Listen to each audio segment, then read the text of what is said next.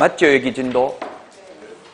432페이지. 먼저 진정한 권리자 확인입니다.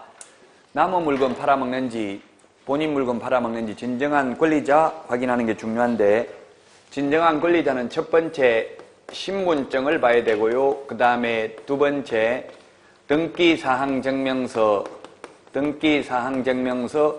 갑구에 있는 소유자 이름하고 신분증에 있는 이름하고 같은지 확인하고, 그 다음에 등기필 정보도 확인해야 됩니다.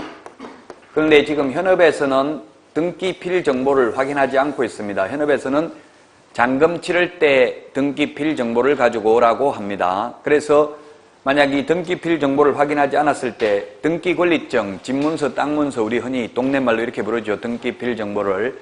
이걸 확인하지 아니하면 개업공개사가 손해배상해야 된다는 판례가 있고, 또 신분증은 신분증도 진위 여부를 확인해야 돼요. 주민등록증이 있고 운전면허증이 있는데, 주민등록증은 전화해보면 돼요. 지금 여러분들이 1382에 전화해도 되고요. 확인하려면. 아니면 정부24라고 인터넷 사이트, 옛날 민원24 있죠? 여기 정부24에 들어가도 진위 여부를 확인할 수 있습니다.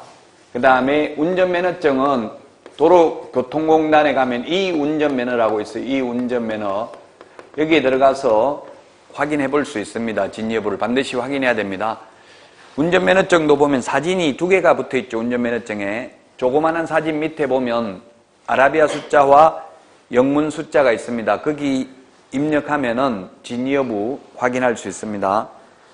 그래서 얼마 전에도 제가 이게 강의한 걸 듣고 확인하니까 위조된 걸로 나와가지고 물어보니까 그런 게 있더라고. 주민등록증 분실해가지고 예를 들면 재발급 받아가지고 또 옛날 거 찾아가지고 옛날 거 가져다니면 그럴 수 있거든요. 운전면허도 마찬가지고.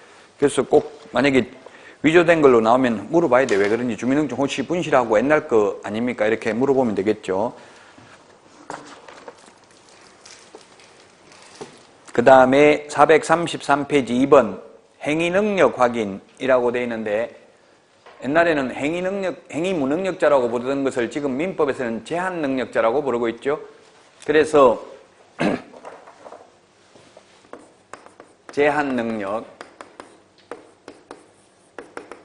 제한능력자에는 세 가지가 있습니다. 첫 번째 미성년자가 있고, 그 다음에 두 번째 피한정 후견인,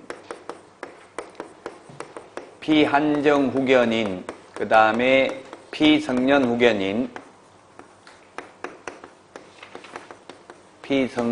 후견인이 있는데, 우리 공인중개사법에서는 한정치산자, 금치산자라고 하는데, 지금 하고 있는 거는 민법이에요. 왜냐하면 이거 지금 계약과 관련되는 거니까 법률행위잖아요. 계약이라는 건 민법이기 때문에 피성년 후견인이라는 말은 성년으로서 후견인이라는 말이 뭐예요? 뒤에서 보살펴 주는 사람을 후견인이라고 합니다. 그래서 성년으로서 뒤에서 보살펴 주는 사람, 보살핌을 받아야 되는 사람, 이런 뜻이죠. 피성년 후견인.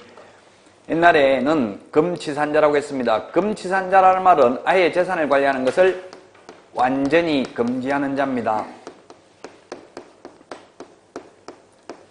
금치산자는 완전히 금지하는 자고, 피성년 후견인은 완전히 금지하진 않아요. 지금 민법이 개정된 이유가 옛날하고 다른 점은, 옛날에 금치산자는 아예 식당에서 밥 먹는 것도 법정 대리인이 취소하면 현존이익만 반환하면 되죠. 그냥 밥 먹다가 남겨놓고 나오면 끝이었어요. 근데 지금 피성년 후견인, 피한정 후견인은 일상생활에 필요한 법률행위, 사소한 법률행위는 할 수 있습니다. 밥 먹고 뭐 이런 거는 할 수 있고, 중요한 법률행위, 즉 부동산 매매 계약하는 거 이런 것만 취소할 수 있습니다. 그래서 미성년자인지 여부는 주민등록증을 통해서 확인하면 됩니다. 주민등록증을 통해서, 주민등록 등본을 통해서 확인하는 게 아니라 주민등록증을 통해서 확인해야 됩니다. 미성년자인지 여부. 만 19세 미만이 미성년자죠. 피한정 후견인, 피성년 후견인은 가정법원의 후견 등기부를 통해서 확인해야 됩니다. 옛날에 금치산자, 한정치산자의 경우에는 가족관계 등록부를 통해서 확인할 수 있었는데, 지금은 피한정 후견인, 피성년 후견인은 가족관계 등록부에 나타나지 않습니다. 그 다음에 이 미성년자의 경우에 미성년자하고 피한정 후견인은 법정 대리인의 동의가 있으면 미성년자나 그 다음에 피한정 후견인과 직접 계약을 체결해도 됩니다. 또 법정 대리인하고 해도 상관은 없습니다. 그러나 피성년 후견인의 경우에는 반드시 법정 대리인하고만 계약을 체결해야 됩니다. 설령 법정 대리인의 동의를 받았다 하더라도 피성년 후견인과는 계약을 할 수 없습니다. 물론 해도 되는데 취소할 수 있다고 민법에서 법률행위 취소할 수 있으니까 안 하는 게 좋겠죠? 왜냐하면 이 피성년 후견인의 법정 대리인의 경우에는 대리권만 있고 동의권은 없기 때문에 그렇습니다. 옛날에 금치산자, 한정치산자일 때에는 법정 대리인이 우선적으로 배우자가 있으면 배우자가 법정 대리인이었습니다. 근데 민법이 개정된 취지가 피성년 후견인 이렇게 바뀐 거는 지금은 반드시 배우자가 되는 게 아니라 지정 후견인이 우선적으로 후견인이 됩니다. 그 이유는 옛날에 금치산자, 한정치산자일 때는 그런 거 뉴스에 많이 나왔어요. 예를 들면 남편은 중소기업체 사장입니다. 근데 집에 생활비 200만 원 주고 매일 그 영수증 첨부해가지고 결제 올리라고 했어요. 어디다 쓰는지 가계부 적어가지고. 그러니까 여자분이 열받아가지고 그냥 남편 퇴근하는 거 입원시킬, 정신병원에 입원시키려면 응급 환자 수송차 있어요. 119도 아니면서 114도 아니고 차 다니는 거 있죠? 거기 전화해가지고 남편 정신병원에 입원 가능하냐 이렇게 하니까 예 알겠습니다 하고 바로 입원시켜줬어요. 못 찾아오게 멀리 입원시켜줘요. 뭐 제주도 갔다 입원시키고 뭐 이런 식으로 해요. 그리고 6개월 동안 족쇄 채워놓으니까 정신병자 되죠. 멀쩡한 사람도. 그래가지고 한정치산 선고받아가지고 재산 법정 대리인이 다 처분할 수 있잖아요. 처분하고 그런 사고가 많이 나가지고 요즘은 배우자가 우선적으로 되지 않습니다. 지금 신격호 롯데회장도 피한정 후견인 개시 심판이 있었잖아요. 그 법정 대리인은 지금 여러 명이에요. 아들도 한 명이 아니고 여러 명이 법정 대리인. 그 여러 명이 다 동의해야만 재산 같은 거 처분할 수 있겠죠. 자, 결론. 미성년자 피한정 후견인은 법정 대리인의 동의를 받으면 이자들과 직접 계약을 체결해도 됩니다. 또 법정 대리인하고도 물론 할 수 있습니다. 그러나 피성년 후견인의 경우는 반드시 그 법정 대리인하고 계약을 체결해야 된다. 그리고 피한정 후견인, 피성년 후견인은 후견 등기부를 통해서 확인하면 된다.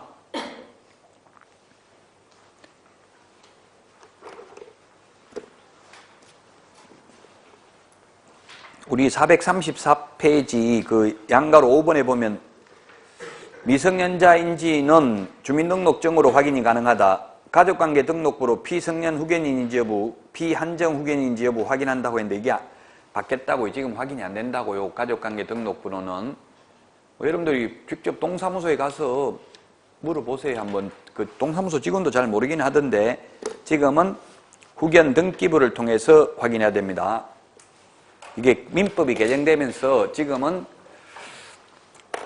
가족관계 등록부로 확인이 안 되고요. 따라서 피성년 후견인, 피한정 후견인에 해당되지 않는 것을 입증하려면 어떻게 해야 되냐면 피한정 후견인, 피성년 후견인 부존재 증명서를 가정법원에서 발급해 오라고 하면 됩니다. 가정법원이 없으면 지방법원에서 가능합니다.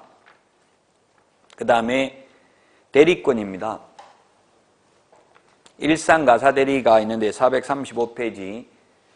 일상 부부간에는 일상가사대리권은 있죠. 예를 들어서 남편 돈이라 하더라도 부인이 시장 보는 데 쓰는 거 이런 거는 당연히 대리권이 있다고 봅니다. 그러나 우리 집 부동산 매매하고 이런 거는 일상가사대리권의 범위에 벗어나는 거죠. 그러면 예를 들면 부인이 남편 신용카드로 정부 주려고 2천만 원 카드 긁었어요. 가전제품 해가지고 둘이 살림 차려가지고 도망갔어요. 남편 카드로 긁었다고요. 그럼 남편이 그거 갚을 의무가 있어요, 없어요? 남편 카드를 부인이 사버렸다고 2천만 원어치. 네, 시험에 나오면 안 갚아도 됩니다. 안 갚으려면 어떻게 해야 돼요? 그 배우자를, 부인을 사문서 위조, 절도 등의 혐의로 형사처벌받도록 고소해야 돼요. 그러면 안 갚아도 돼요. 왜? 대리권을 준 적이 없기 때문에 훔쳐가지고 그냥 몰래 긁었다고 하면. 보통 그래서 만약에 미성년자 아들이 그런 것도 있더라고요. 부모 카드 가지고 5천만 원 이렇게 썼다, 빚내가지고 썼다 이런 것도 역시 안 갚아도 됩니다. 대리권을 주지 않았으면. 그 대신에 아들을 고소해야 돼요. 사문서 위조 몰래 했다고. 그래서 아들 처벌받는 걸 원하지 않기 때문에 대부분은 갚는 경우가 많죠. 이론적으로는 안 갚아도 돼요. 대리권을 준 적이 없으면, 아들 보고 그렇게 하라고 한 적이 없으면. 마찬가지예요. 배우자인 경우도 안 갚아도 됩니다. 대리권을 주지 않았으면. 그 배우자하고, 예를 들어서 그 남편 부동산을 부인하고 계약할 때는 반드시 위임장과 인감증명서, 대리권 수여 사실을 확인해야 된다는 이야기예요. 일산가사 대리권의 범위에 들어가지 않기 때문에. 제가 아는 분도 일산에서 사고가 났는데 한 아파트에서 10년간 살았대요. 부인하고 개업공개사하고. 그래서 그냥 6천만 원 보증금을 부인한테 준 거예요. 계약은 남편 명의로 하고. 근데 나중에 세입자가 나갈 때 남편한테 돈 달라고 하니까 나한테 돈 준 적 있냐? 나도 피해자다. 부인은 이혼하고 가고 없어요. 3개월만 살다가. 그래가지고 개업공개사가 공동중개해가지고 2천만 원씩 물어내고 남편도 2천만 원 물어내고 이렇게 해서 해결했어요. 반드시 만약에 여러분들이 현업에서 계약을 할 때는 만약에 5시에 세입자가 왔어요. 그런데 남편 명의로 돼 있어요. 남편은 직장 가고 없고 부인밖에 집에 없어요. 위임장, 인감증명 이런 거 대리권 수여 사실 문서 아무것도 없어요. 그럼 계약해야 돼요? 아니면 서류 다 떼가지고 내일 오라고 해야 돼요? 계약해야 되죠. 왜냐면 다 옆에서 다 하니까 안 하면 다른 중개업소 가서 해요. 왜냐면 여기만 나와 있는 게 아니라 매물이 다른 데서 나와 있기 때문에 현실적으로 해야 됩니다. 하는데 그 대신에 본인한테 전화해가지고 부인하고 계약해도 되겠냐 해가지고 다 녹음을 하면 돼요. 휴대폰 전화하면서.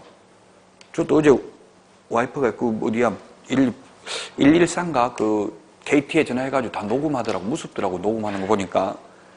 예, 그래서 차에도 보면 지금 황금빛 내 인생도 보니까 그 차에 CCTV에 다 녹화하고 있더라고요. 그러니까 조심해야 되겠죠. 항상 그 부동산에서 쓰는 휴대폰은 녹음 기능을 어플 깔아가지고 녹음되도록 해야 돼. 무조건 모든 통화 내용은. 그래서 전화해가지고 녹음하면 되겠죠. 부인하고 계약해도 되냐. 된다면은 그 남편 통장으로 입금시키면 돼. 본인 통장으로. 대리인한테 돈을만 안 주면. 그 대신에 통장 번호만 불러달라 하면 안 되고 반드시 통장 원본 달라 하고 없다고 하면 사진 찍어가지고 보내라고 해야 돼. 그럼 맨 앞에 보면 발급일자, 발행회차 이런 게 다 나와 있어. 연결계좌. 주거래은행 통장에 입금시키면 사고가 안 난다고요.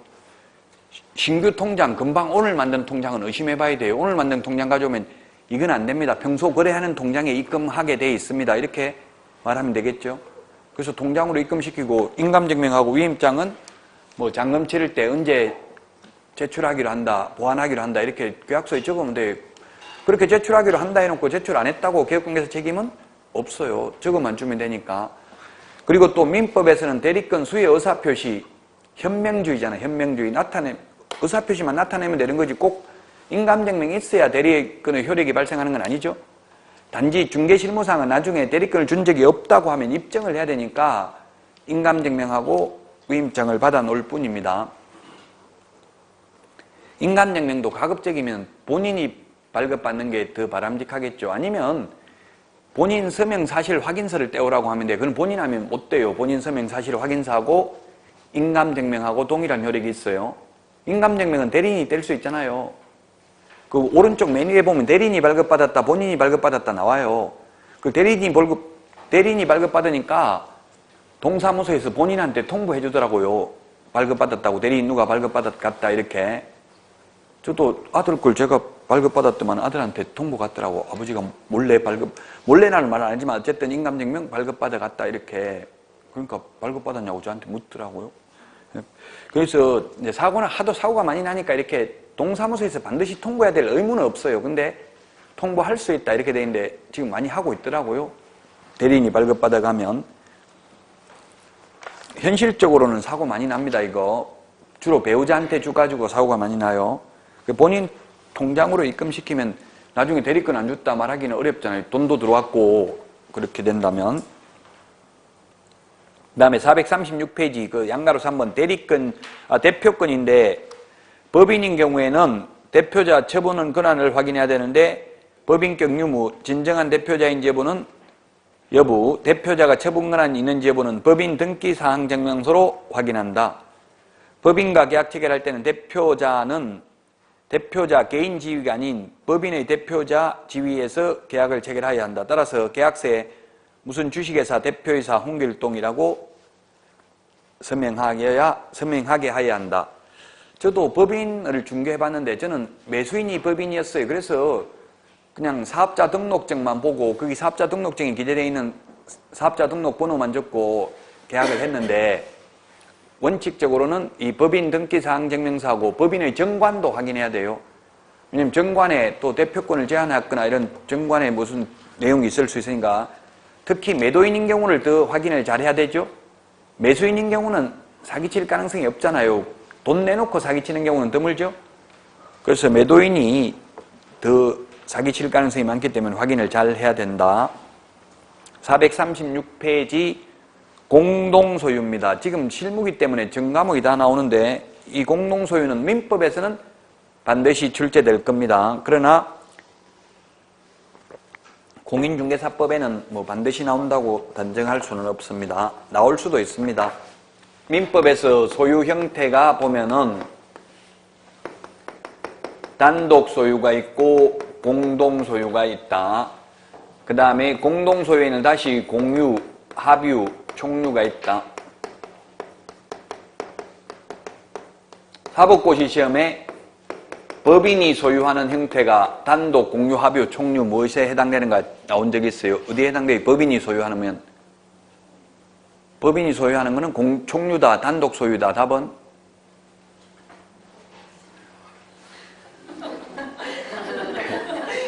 단독 소유라고 돼 있죠. 예, 단독 소유라고 출제됐어요. 총유라고 많이 답했다고요. 예, 단독 소유입니다. 법인. 법인이라는 것은 법적으로 사람이죠. 그래서 우리나라에서 부동산을 가장 많이 가지고 있는 사람은 답이 삼성물산 주식회사였습니다.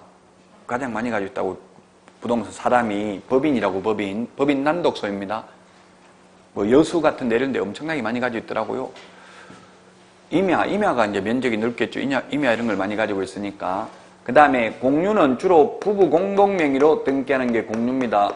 그러면 여러분들은 재산이 있으면 남편 명의로 해야 돼요? 부인 명의로 해야 돼요? 누구 명의로 하는 게 좋아요? 재산? 아니면 공유로 하는 게 좋다? 답은? 내 명의로 해야 되겠죠. 예, 내 명의로 하는 게 좋아요. 근데 영원히 살려면 뭐 공유로 하는 것도 나쁘지는 않아요. 근데 가급적이면 내 이름으로 하는 게 좋겠죠. 세상 일을 알 수가 없잖아요. 미래에 어떻게 될지. 내 이름으로 돼 있는 거 남 주는 거는 쉬워요.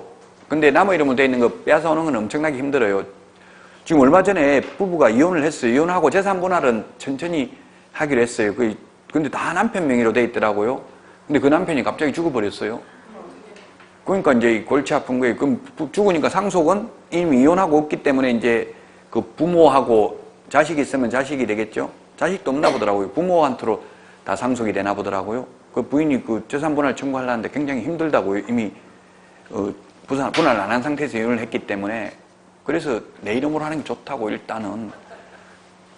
어쨌든 부부 공동명의로 하면 이제 재산, 양도소득세라든지 이런 거 세제 혜택이나 이런 거 볼 때는 유리하지 더. 만약에 1억에 사가지고 2억에 팔아도 이게 혼자 명의로 돼 있으면 1억이 남은 게 되지만 공동명의로 돼 있으면 각각 5천만 원밖에 안 남은 거잖아요. 공유지분이 반반이면. 그러면 양도소득세는 양도 차익이 높으면 높을수록 세금이 많죠. 예, 그래서 세금 측면에서 보면 공유가 더 좋을 수도 있습니다. 합유는 민법상 조합재산을 합유라고 하는데 민법상 조합이라는 말은 동업계약입니다. 동업계약. 우리나라 말로 하면 조합이라는 말은 일본식 표현이고 그래서 딸기 영농조합 이런 게 조합인데 합유입니다. 합유. 그 다음에 총유는 문중, 종중 즉 등기되지 아니한 법인이 종중, 문중 이런 게 총유입니다. 등기된 법인은 법인 단독소유입니다. 그래서 우리 중개 실무에 출제된 거는 뭐 민법처럼 그렇게 어렵게 나오지는 않고요. 간단한 문제만 나왔는데 A, B, C가 이게 문제가 우리 복수정답으로 나온 적도 있어요. 공유인 경우에는 공유 지분인지 공유물 전체를 매각하는 건지 그걸 명확하게 밝히지 않아가지고 논란의 대상이 되었다고요. 공유 지분만 처분하려면 다른 공유자 동의받을 필요 없죠. 근데 공유물 전체를 매각하려면 다른 공유자 동의받아야 된다. 합유는 합유 지분만 처분하더라도 다른 합유자의 동의를 받아야 된다. 합유는 동업계약이니까 이거 상속도 안 돼요.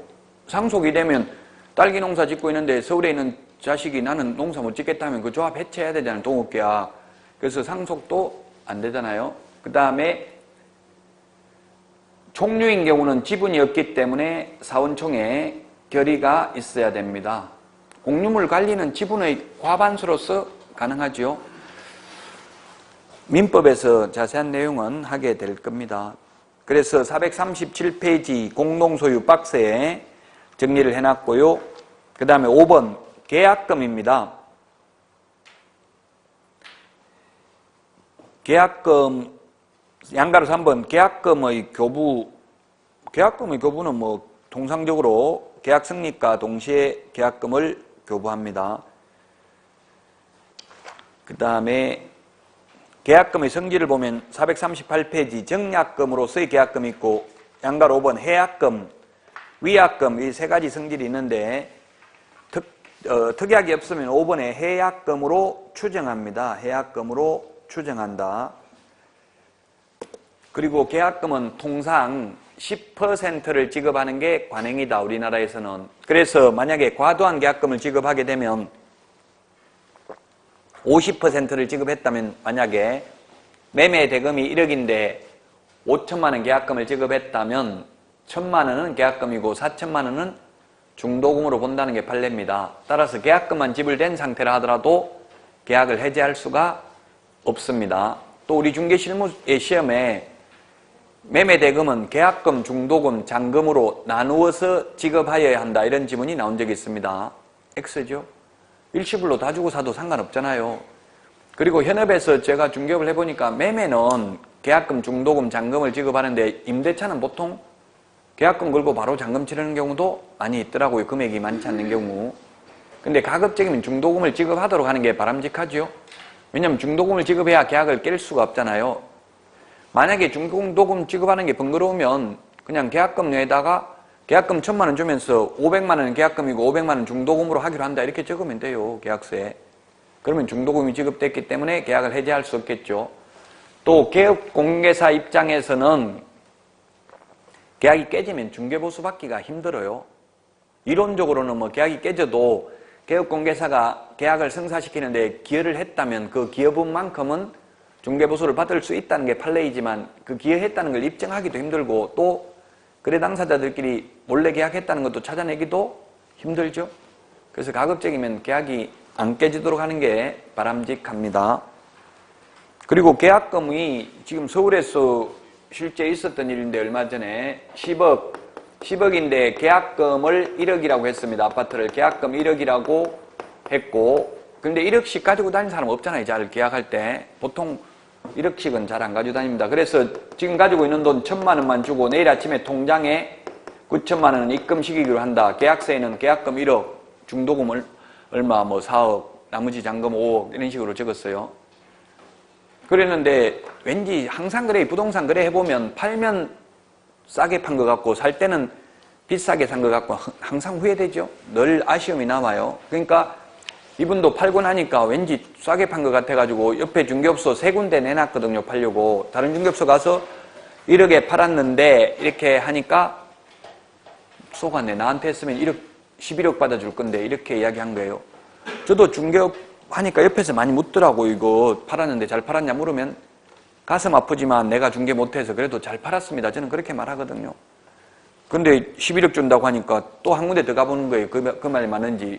옆에는 11억 받아준다고 하던데 너는 얼마 받아줄 수 있냐 물으니까 나는 12억 받아줄 수 있다. 이렇게 또 말한 거예요. 그거 어떻게 하냐. 이거 계약금 1,000만 원 받았는데 하니까 중개사무소에서 1,000만 원 받았으면 1,000만 원 보태가지고 2,000만 원 돌려주고 계약 깨고 12억 받는 게 더 좋지 않냐. 이래서 그렇게 했어요. 아침에 일어나자마자 은행 가서 통장 폐쇄시켜버리고 통장 입금되면 골치 아프니까 폐쇄시키고 매수인하고 개업공개사에게 해지하겠다고 통보했어요. 그럼 얼마만 주면 된다. 결론 1,000만 원 받은 데다가 1,000만 원 더 보태서 2,000만 원 돌려주면 된다. 1억 1,000만 원 돌려줘야 된다. 2억 돌려줘야 된다. 답은 민법에서 그렇게 했어요. 그 답은 1억 1,000만 원이에요. 그 계약 금액만큼을 해약금으로 추정한다. 계약 금액이 해약금이라고요? 그 해약금은 1억이에요. 1,000만 원은 받은 돈이고, 이걸 소송을 변호사가 1억 1,000만 원 돌려달라고 소송을 제기했어요. 근데 대법원에서 판결은 8,700만 원 정도 돌려주라고 했어요. 항상 소송하면 소송비만큼은 빼줘요. 다 돌려주라고는 하지 않아요. 이론적으로는 이게 1,000만 원이 해약금이 아니라 계약서에 기재된 금액, 이게 해약금이라고요. 그래서 원칙적으로 1억 1,000만 원 돌려줘야 돼요. 1,000만 원 받은 돈하고 해약금 1억하고. 근데 소송을 했기 때문에 이거는 한 8,700 정도 돌려주고 계약 해제하라고 했어요. 그럼 돈 없으면 아예 돈 한 푼도 없다고 하면 현금 보관증 써줘도 돼요. 현금 보관증 1억 현금 보관하고 있다. 나중에 주겠다. 중도금 칠 때 주겠다. 이런 식으로 해도 된다고요. 그럼 그 현금 보관증에 기재된 금액을 해약금으로 지급해야 돼. 계약 깨려면 만약에 돈이 없다고 하면. 그리고 중도금은 우리 지금 책에는 계약금에 대해서만 계속 나와 있는데 중도금을 지급하러 갔는데 만나지 못했다면 그래도 이행의 착수에 해당된 걸로 본다. 판례는. 근데 요즘은 만나러 가서 중도금 주지 않고 계약금하고 중도금은 주로 통장에 입금시키고요. 잔금은 만나서 현금이나 수표로 주고받고 이렇게 하고 있습니다. 거래 간행이. 잔금은 통장에 입금 잘 안 시켜요. 왜냐하면 동시행해야 되잖아요. 그 세입자한테 또 내주고 서로 막 돈을 교환해야 되죠. 전세 같으면 매매 임대차면 거기 지금 살고 있는 사람한테 돈 내주고 새로운 들어온 사람한테 받아가지고 이렇게 해야 되잖아요. 그래서 잔금은 거의 통장 거래를 잘 안 합니다. 만약에 수표 입금시켜놓으면 찾지도 못할 수도 있잖아요. 이사는 주로 일요일날, 토요일날 해요? 아니면 평일날 해요? 요즘 이사를?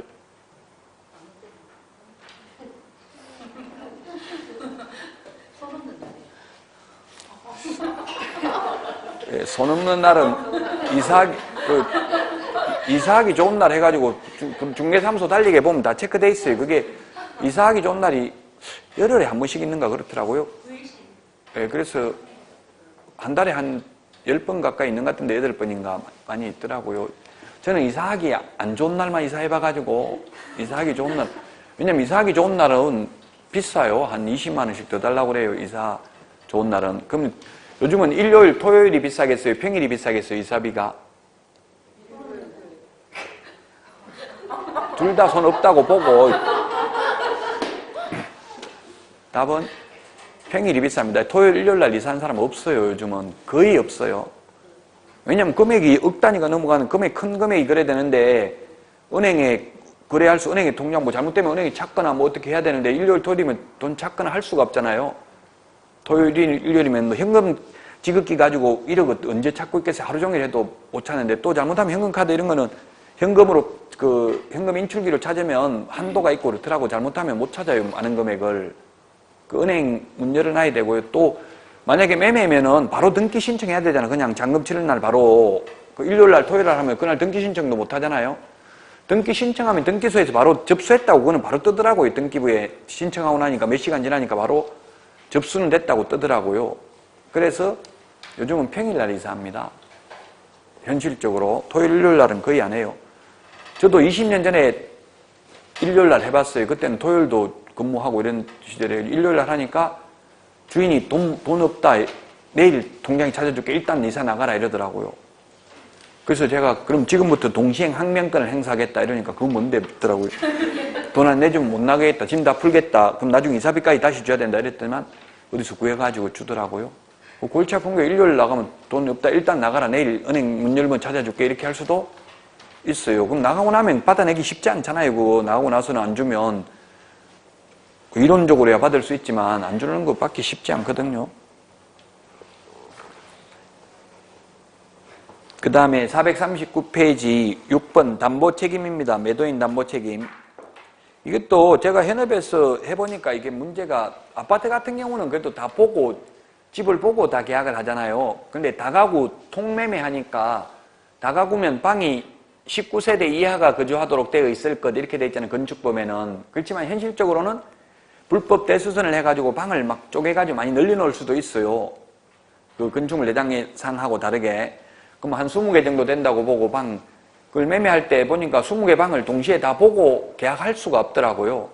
주인이 비상키는 다 가지고 있는데도 문을 안 열어줘요. 원칙은 세입자 없는데 문 열면 안 되죠, 나무방을. 그래서 다 볼 수가 없어요. 그래서 안 보고 계약하다 보니까 나중에 막 비가 샌다 뭐 이런 거 하자가 생기는 경우가 많더라고요. 그러니까 항상 이게 나중에 추후에 사고가 나면은 수습하기가 어려워요. 그래서 미리 잔금 치르기 전에 만약에 하자가 있으면 뭐 수리해준다 이런 걸 계약서에 적는 게 좋고요. 중대한 하자가 있으면 아니면 뭐 그런 말 안 적어도 당연히 하자담보 책임이 물을 수 있어요. 법정 책임이고 무과실 책임이기 때문에. 그 세입자들 전화번호 다 받아가지고 미리 확인해 봐야 돼. 그 개업공개사가 막 전화번호 다 달라 이렇게 하면은 싫어하거든요, 주인이. 그러니까 내가 매수첫 개업공개사면 매수인한테 말하라고 이거 주민등록 전화 세입자 연락처하고 이거 세입관리 현황 다 달라 하라.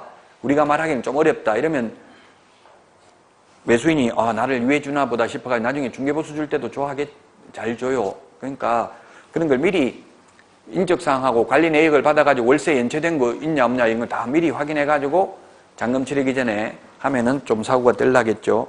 6개월 안에는 잔금 치르고 나도 6개월 안에는 하자담보 책임을 물을 수는 있습니다. 이론적으로는. 그러나 현실은 잔금 치르고 나면 내몰라라 해버리면은 소송하고 하면 피곤하다고요.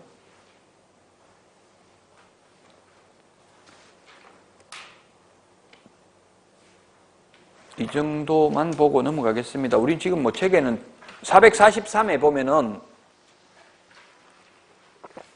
아파트 매매 계약서가 있는데 443에 계약서는 법정 서식이 있어요, 없어요? 없다고 했는데 이거는 뭡니까? 또 이렇게 묻던데 이거는 그냥 문방구에서 파는 계약서예요. 법정 서식은 왼쪽 메뉴에 보면 별지 몇 호 서식 이렇게 돼 있어요. 법정 서식은. 법정 서식 아닙니다. 계약서는 법정 서식이 없습니다. 다만 국토교통부 장관이 표준 서식을 정해서 그 사용을 권장할 수 있을 뿐이죠. 네, 법정 서식 없다. 그 정도 보시고 이제 444페이지 민사특별법 관련 알아야 될 법률, 뭐 민법에서 또 다 하는 겁니다. 민사특별법이니까. 이 실무는 지금 전 과목이 다 나와요. 이 법, 저 법. 자, 부동산 실권리자 명의등기에 관한 법률. 작년에도 우리 중개실무에 출제됐습니다. 민법에도 당연히 출제되고요. 올해도 제가 볼 때 부동산 실권리자 명의등기에 관한 법률이 출제될 가능성이 많아요. 왜냐하면 지금 시사성 있잖아요. 뭐 이명박 전 대통령 차명재산이다 이런 말들이 많이 나오잖아요. 그러면 차명, 나무 이름으로 해놓으면 안 된다 이 말의 결론은 이 법에 의해서 한마디로 말하면 부동산 실권리자 명의등기에 관한 법률 이게 1995년 7월 1일 김영삼 정부 때 그때 저는 버스를 타고 가고 있었는데 대통령 긴급 명령 나오더라고요. 라디오에. 지금부터 모든 금융거래는 실명으로 하여야 합니다. 옛날에 그전에는 통장에 보낼 때 천사, 애인 이렇게 써가지고 보내고 그랬어요. 보낼 때 여친한테 돈 보낼 때. 아니 그렇게 해도 됐다고. 실명 안 쓰고 천사 이렇게 해가지고 보내도 됐다고요. 예, 근데 지금은 그렇게 안 된다고. 반드시 실명으로 보내야 돼. 실명으로. 본인 실명으로 보내는 또 금융거래도 부동산도 마찬가지죠. 반드시 실명으로 해야 된다. 나무 이름으로 등기를 하면 안 된다. 한마디로 말하면 이게 바로 부동산 실권리자 명의등기에 관한 법률입니다. 1번에 보니까 누구든지 부동산에 관한 물권입니다. 물권, 채권이 아니고요. 그 다음에 부동산입니다. 부동산인데 이 판례가 있는데 부동산이면 그러면 자동차는 부동산에 해당될까요? 안 될까요? 이게 부동산 실권리자 명의등기에 관한 법률에서 자동차를 돈은 내가 내고 애인 명의로 등기를 해주는 거예요. 그러면 이게 만약에 부동산이라고 한다면 명의신탁이 되겠죠? 등기를 해주고 이거는 그냥 내가 명의만 네 명의로 한 거고 돈은 내가 낸 거니까 나중에 헤어질 때 돌려주고 가라. 뭐 예를 들어서 이렇게 약정이 돼 있다면 이게 명의신탁에 해당되는지 여부입니다. 자동차는 부동산에 해당된다 안 된다? 예, 판례는 등기 등록이 가능하면 부동산으로 해당된다는 게 판례입니다. 명확하게 이게 어제부동산이다 뭐 협의의 부동산이다 이런 말은 없잖아요. 근데 판례는 자동차, 선박, 요트 같은 거 이런 것도 다 해당될 수 있다. 명의신탁이. 부동산입니다. 부동산은 꼭 토지 건축물 뿐만 아니라 어제부동산도 해당된다는 게 판례고요. 그 다음에 물권입니다. 물권, 채권이 아니고 물권, 명의신탁이 성립하려면. 그래서 저도 이 다가구 원룸 쪽에서 중개업을 해보니까 그런 게 참 많더라고요. 남자가 와가지고 보증금 500 걸어주고 월세 1년 동안 월세 40만 원 이렇게 많이 얻어줘요. 여자친구한테. 그럼 얻어주면 그 여친은 월세를 내야 되는데 월세 한 푼도 안 내. 1년 동안 안 내면 그 보증금 다 까먹어버리죠. 그럼 1년 후에 또 딴 남자 만나가지고 바로 옆에 얻어가지고 살고 그래가지고 적발돼가지고 살인사건 나고 이런 게 많아요. 아마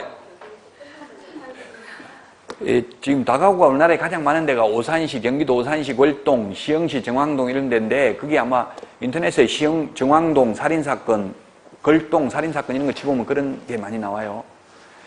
조심해야 되겠죠.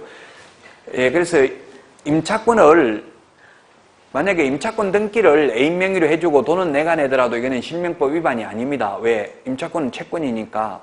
근데 만약에 전세금은 내가 내면서 전세권 설정 등기는 전세권자 명의는 애인 명의로 해주면 부동산 실권리자 명의등기에 관한 법률 위반으로 5년 이하의 징역이나 2억 원 이하의 벌금에 처해요. 명신탁을 한 사람. 명신탁을 한다는 것은 명의를 맡긴 사람이 신탁자고 수탁자는 등기 명의를 받는 사람이 수탁자예요. 받을 수. 등기 명인이 수탁자라고요. 그래서 물건을 명신탁 약정에 의하여 수탁자 명의로 등기를 하여서는 아니 된다. 안 되는데 하면은 아까 말했죠. 5년 이하의 징역이나 2억 원 이하의 벌금이다. 부동산 실명법은 소유권뿐만 아니라 다른 물건이라 하더라도 타인 명의로 등기하는 경우 적용된다. 좀 전에 말했잖아요. 전세권을 설정 등기해 주더라도 마찬가지라고 했죠. 명신탁에 의한 등기는 소유권 이전 등기든 소유권 보존 등기든 불문한다. 명신탁 약정은 무효다. 동그라미 2번. 그 다음에 동그라미 3번. 명신탁 약정에 따라 행하여진 등기에 의한 부동산에 관한 물권 변동은 무효로 한다. 다만이라는 말은 예외적으로 유효한 경우도 있다는 이야기죠. 다만 부동산에 관한 물권을 취득하기 위한 계약에서 명의 수탁자가 그 일방 당사자가 되고 타방이라고 되어 있는데 이게 타방이라는 말이 바뀌었어요. 상대방 당사자, 타방, 이게 용어가 한자가 상대방 당사자는 명신탁 약정이 있다는 이 일방도 일방이 아니고 한쪽이라고 되어 있어요. 법이 바뀐 게 한쪽 당사자는 일방 당사자라고 되어 있는데 한쪽 당사자는 한쪽 당사자가 되고 상대방 당사자는 명신탁 약정이 있다는 사실을 알지 못하는 경우에는 그러하지 아니하다. 제가 지금 책하고 틀리게 말하는 거는 여러분들이 법제처 국가법령정보센터 들어가서 바뀐 법조문을 한번 확인하는 게 좋아요. 물론 타방이나 뭐 상대방 이게 같은 의미죠. 즉 모든 법을 제정하거나 개정할 때에는 반드시 한글을 사용해야 된다. 그런 법이 있어요. 그래서 지금 개정할 때는 무조건 한글로 써야 돼요. 그럼 지금 한글로 안 돼 있는 법은 오직 민법밖에 없어요. 민법은 개정한 적이 없거든요. 여러분들 시험 범위에 들어가는 103조부터 766조까지는 개정된 건 딱 하나밖에 없어요. 그것도 개정하려고 개정한 게 아니라 헌법에 위반된다고 해서 임대차 최장기 존속기간 20년 있었는데 그거 삭제된 거 하나밖에 없어요. 하나도 바뀐 게 없다고 지금 1958년도 민법이 제정되고 나서 지금까지. 그러다 보니까 용어가 전부 다 일본식 한자로 돼 있잖아요. 통정 허위 표시. 지금은 허위라는 말은 우리 공인중개사법은 전부 거짓, 부정한, 거짓이라고 다 돼 있어요. 거짓. 허위라고 안 돼 있고요. 허위는 한자고 거짓은 한글이라는 이야기죠. 통정이라는 것도 서로 짜고 이렇게 하는 게 한글이에요. 그 민법은 지금 한글이 아니잖아. 전부 한자죠. 그 민법이 가장 어려워요. 그러니까 민법에 시간을 많이 할애하셔야 된다고요.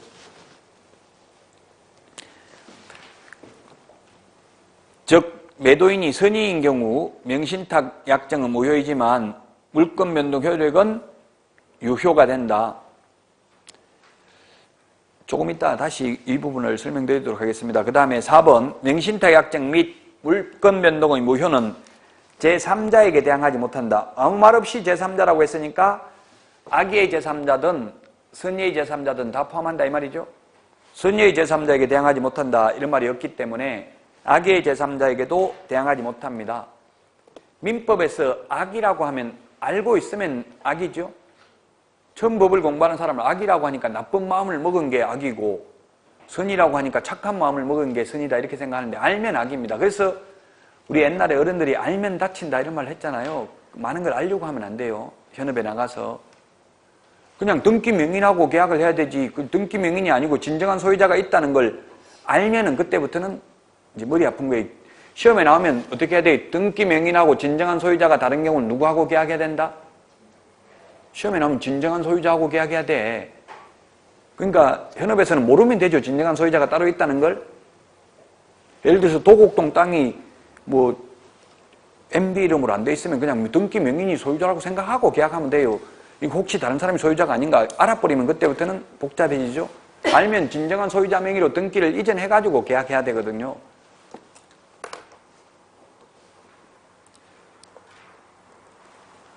그 다음에 445페이지 5번 종중 및 배우자 간의 탈법 목적이 없는 명의신탁의 경우 명의신탁 약정과 물권 변동 모두 유효하다.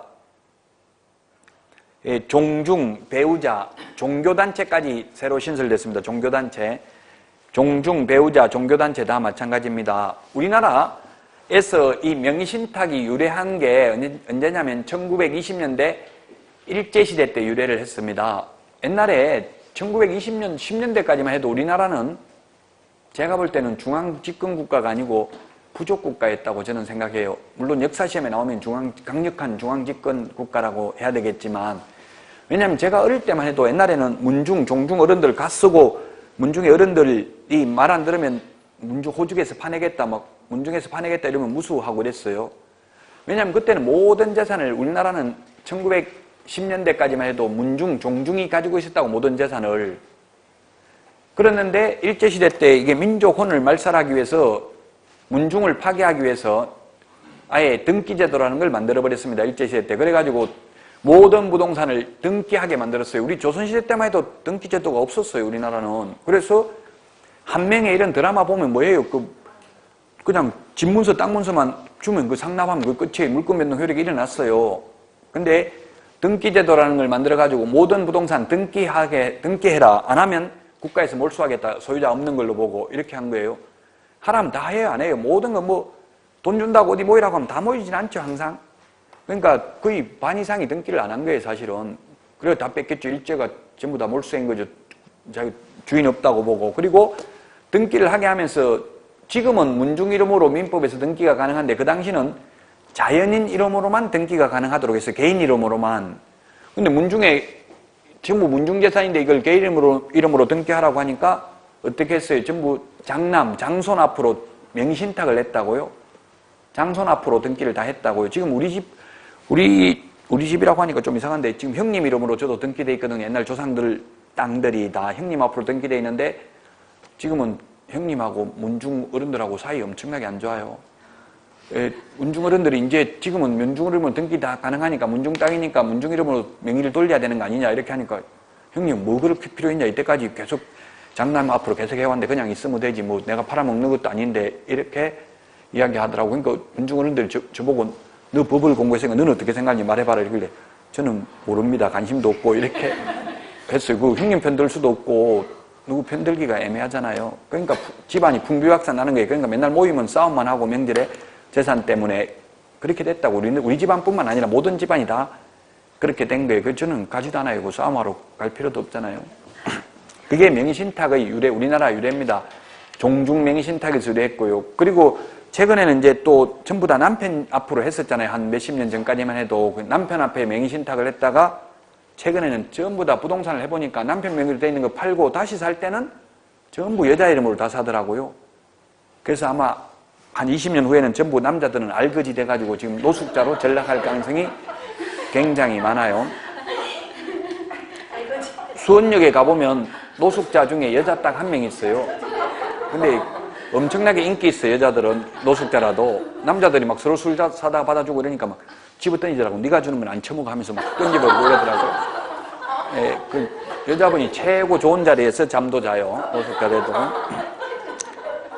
자, 그래서 명의신탁의 유래를 말씀드렸고 명의신탁 유형이 세 가지가 있는데 이 명의신탁 유형 세 가지부터는 쉬었다가 하도록 하겠습니다.